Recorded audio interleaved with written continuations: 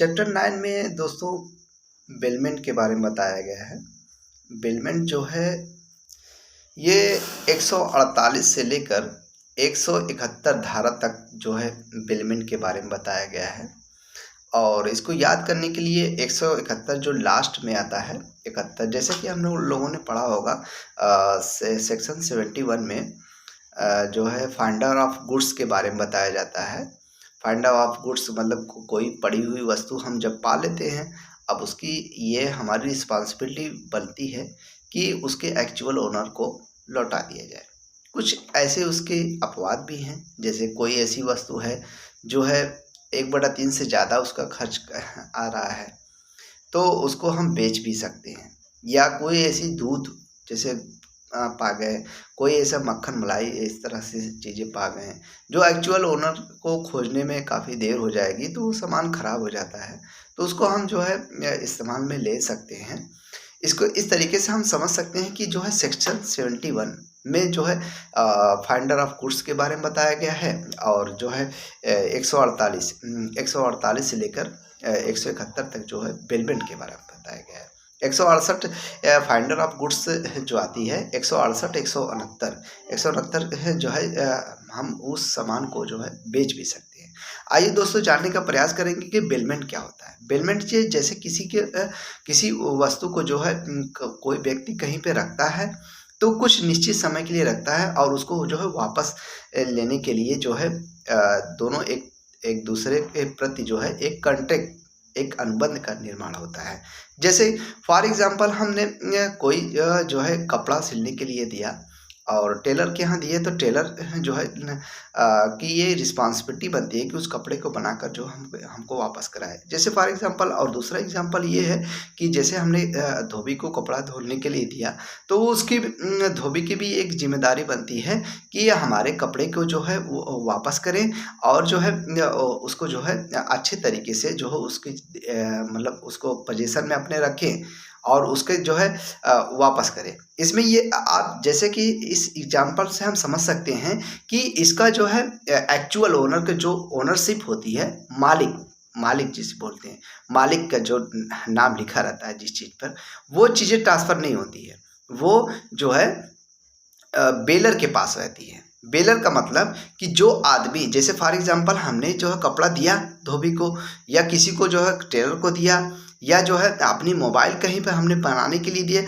हम जब दे रहे हैं तो हम हुए बेलर और जिसको दे रहे हैं वो हुआ बेली। अब उसके भी कुछ लायबिलिटी हैं। लायबिलिटी ये है जैसे कि नाम से ही विदित है कि अब लायबिलिटी क्या है इसके बताने की आवश्यकता तो है नहीं।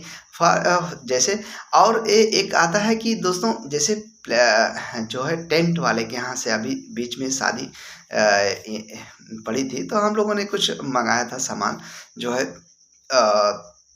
उसको यूज करने के लिए, तो वो भी इस तरीके का बेलर और बेली की तरह से आते हैं और उसको जो है हम यूज करके और उसको उसके जो कंसिडरेशन जो प्रतिफल के रूप में उसको हम टेंट वाले को जो है पेमेंट कर देते हैं। इस तरीके से जो है हम समझ सकते हैं।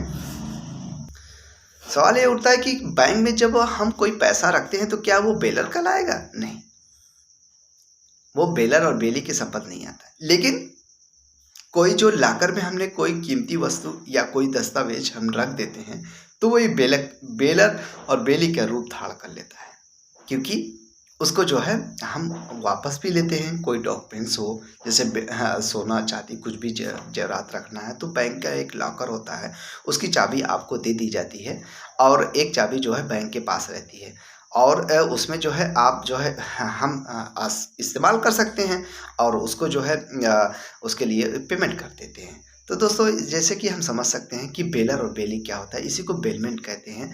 बेलमेंट इसको हिंदी में जो है बोलते हैं उपनिधान और उपनिधान बेलमेंट को बोलते हैं उपनिधान।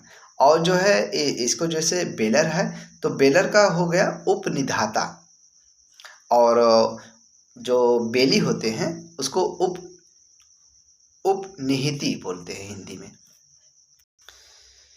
और बेलमेंट का एक जो है पुराना नाम जो है एक अभी तो ये बेयर एक्ट में हमने देख के बताया था दोस्तों। और किताब में जो है इसको जो है बेलमेंट को निक्षेप बोलते हैं हिंदी में। और जो बेली होते हैं, बेली को जो है निक्षेप गृहीता बोलते हैं। और जो बेलर होते हैं उनको जो है हिंदी में जो है निक्षेपी बोला जाता है। इसमें दोस्तों एक केस है, आइए पढ़ते हैं। मुंबई उच्च न्यायालय ने लास लासल गांव मर्चेंट कोऑपरेटिव बैंक लिमिटेड बनाम प्रभुदास हाथीभाई 1966 में यह स्वीकार किया है कि बिना किसी अनुबंध के ही निक्षेप गृहीता जो है बेली का दायित्व उत्पन्न हो सकता है जब किसी व्यक्ति का माल सरकार के आधिपत्य में आ जाता है, तो सरकार निक्षेप गृहीता का दायित्व ग्रहण कर लेती है, चाहे भले ही कोई अनुबंध ना हुआ हो। इस विचारधारा की पुष्टि उच्चतम न्यायालय ने बसौआ केडी पाटिल बनाम स्टेट ऑफ मैसूर, अब कर्नाटक में है, 1977 के वाद में की है। इसके जो है कैरेक्टरिस्टिक्स ऑफ बेलमेंट क्या होते हैं कि जैसे डिलीवरी ऑफ गुड्स का मतलब कि जैसे नहीं होता है माल की सुपुर्द की कराना।